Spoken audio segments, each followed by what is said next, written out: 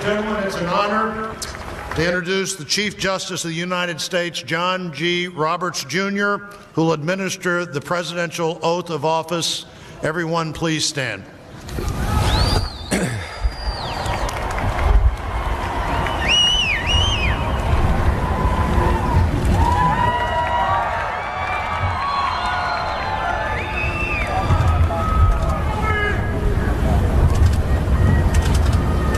Please raise your right hand and repeat after me. I, Donald John Trump, do solemnly swear. I, Donald John Trump, do solemnly swear that I will faithfully execute that I will faithfully execute the office of President of the United States the office of President of the United States and will, to the best of my ability, preserve, protect, and defend the Constitution of the United States. The Constitution of the United States. So help me God. So help me God. Congratulations, Mr. President.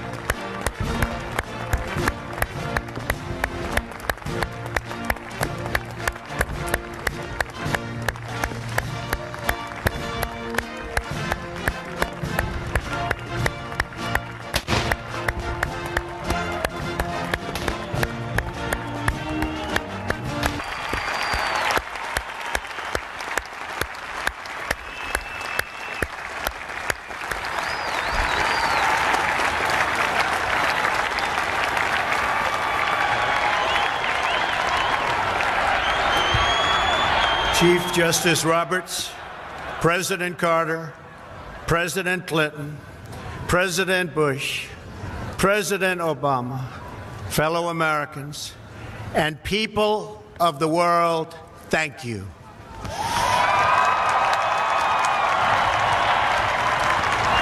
We, the citizens of America, are now joined in a great national effort to rebuild our country and restore its promise for all of our people.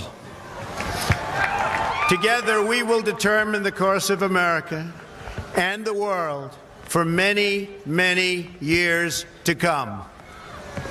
We will face challenges. We will confront hardships, but we will get the job done. Every 4 years, we gather on these steps to carry out the orderly and peaceful transfer of power. And we are grateful to President Obama and First Lady Michelle Obama for their gracious aid throughout this transition. They have been magnificent. Thank you.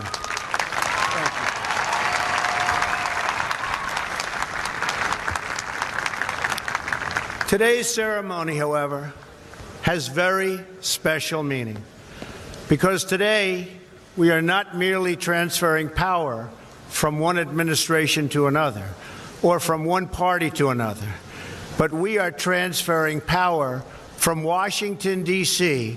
and giving it back to you, the people.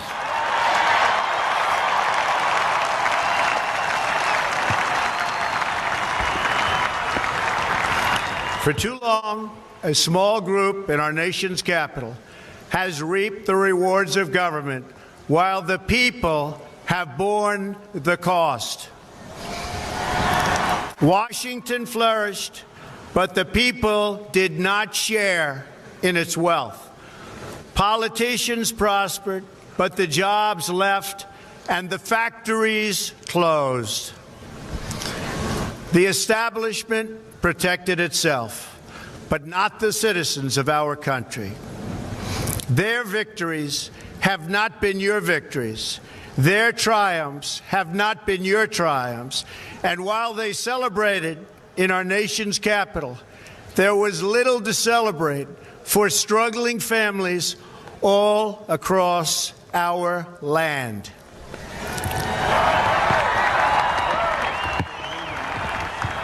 That all changes starting right here and right now, because this moment is your moment. It belongs to you.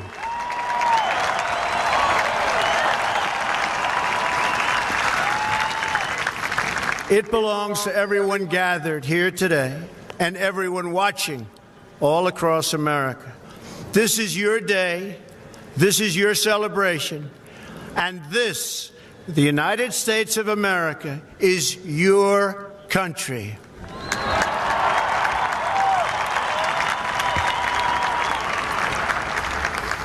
What truly matters is not which party controls our government, but whether our government is controlled by the people. January 20th, 2017 will be remembered as the day the people became the rulers of this nation again.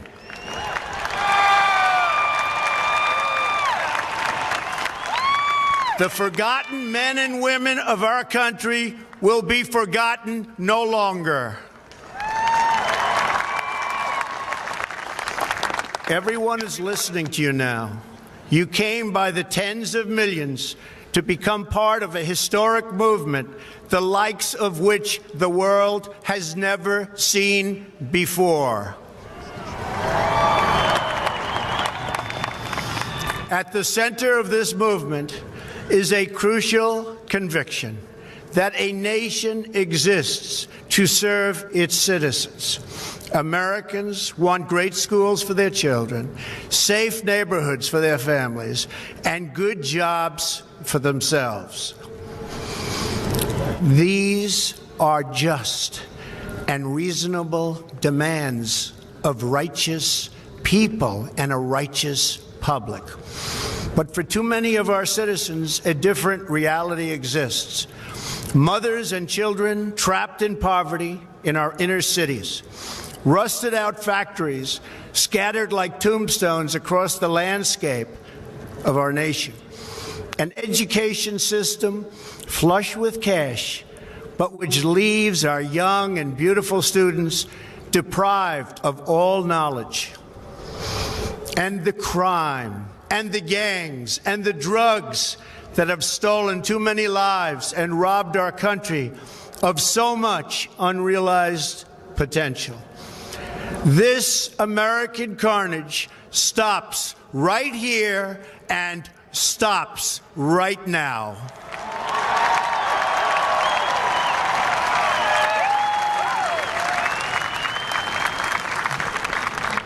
We are one nation, and their pain is our pain. Their dreams are our dreams, and their success will be our success. We share one heart, one home, and one glorious destiny. The oath of office I take today is an oath of allegiance to all Americans.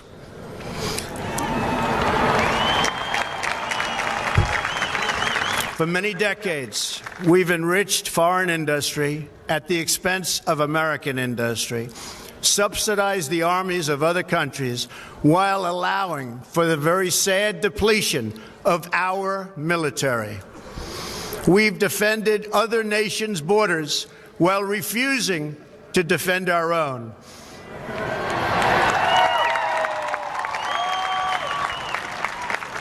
And spent trillions and trillions of dollars overseas while America's infrastructure has fallen into disrepair and decay. We've made other countries rich while the wealth, strength, and confidence of our country has dissipated over the horizon. One by one, the factories shuttered and left our shores, with not even a thought about the millions and millions of American workers that were left behind. The wealth of our middle class has been ripped from their homes and then redistributed all across the world. But that is the past. And now we are looking only to the future.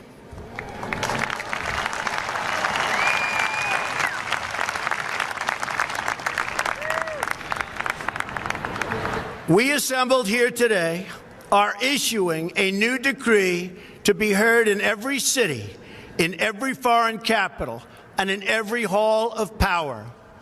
From this day forward, a new vision will govern our land. From this day forward, it's going to be only America first. America first.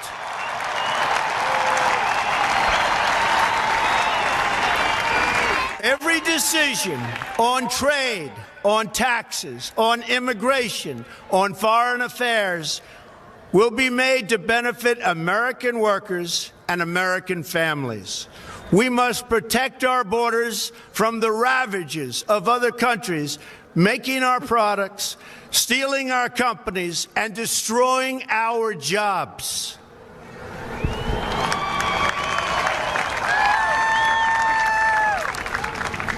Protection will lead to great prosperity and strength.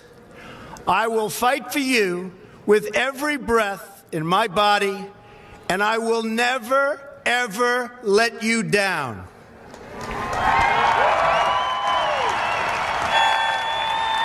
America will start winning again, winning like never before. We will bring back our jobs. We will bring back our borders. We will bring back our wealth. And we will bring back our dreams.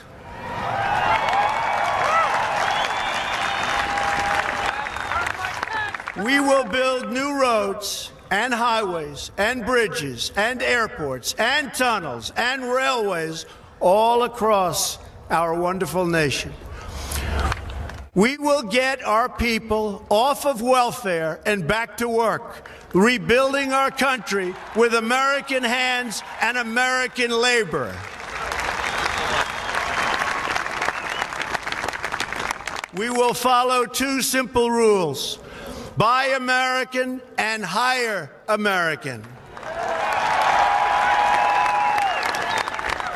We will seek friendship and goodwill with the nations of the world, but we do so with the understanding that it is the right of all nations to put their own interests first. We do not seek to impose our way of life on anyone, but rather to let it shine as an example. We will shine for everyone to follow. We will reinforce old alliances and form new ones and unite the civilized world against radical Islamic terrorism, which we will eradicate completely from the face of the earth.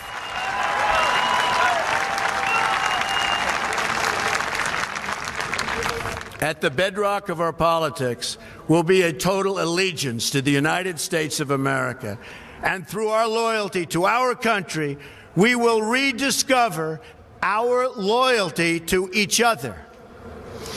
When you open your heart to patriotism, there is no room for prejudice.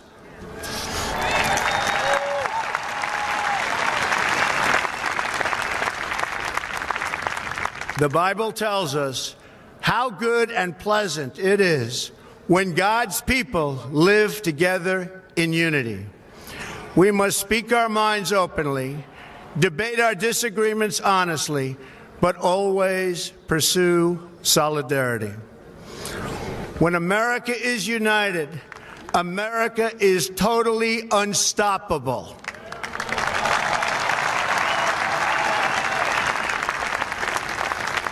There should be no fear. We are protected, and we will always be protected. We will be protected by the great men and women of our military and law enforcement. And most importantly, we will be protected by God.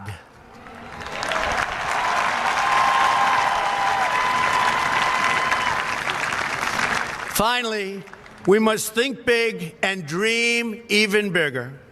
In America, we understand that a nation is only living as long as it is striving. We will no longer accept politicians who are all talk and no action, constantly complaining but never doing anything about it.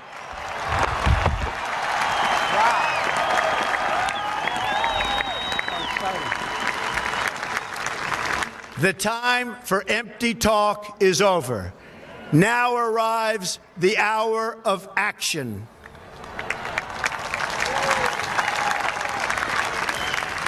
Do not allow anyone to tell you that it cannot be done. No challenge can match the heart and fight and spirit of America. We will not fail. Our country will thrive and prosper again. We stand at the birth of a new millennium, ready to unlock the mysteries of space, to free the earth from the miseries of disease, and to harness the energies, industries, and technologies of tomorrow. A new national pride will stir our souls, lift our sights, and heal our divisions. It's time to remember that old wisdom our soldiers will never forget, that whether we are black or brown or white, we all bleed the same red blood of patriots.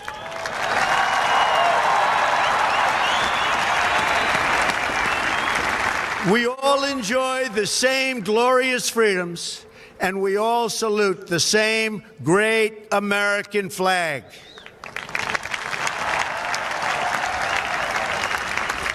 And whether a child is born in the urban sprawl of Detroit or the windswept plains of Nebraska, they look up at the same night sky, they fill their heart with the same dreams, and they are infused with the breath of life by the same almighty Creator.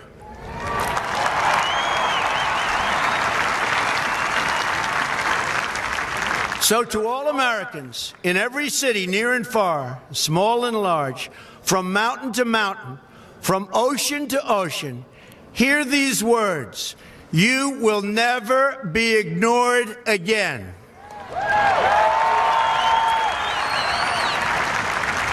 Your voice, your hopes, and your dreams will define our American destiny. And your courage and goodness and love will forever guide us along the way. Together, we will make America strong again. We will make America wealthy again.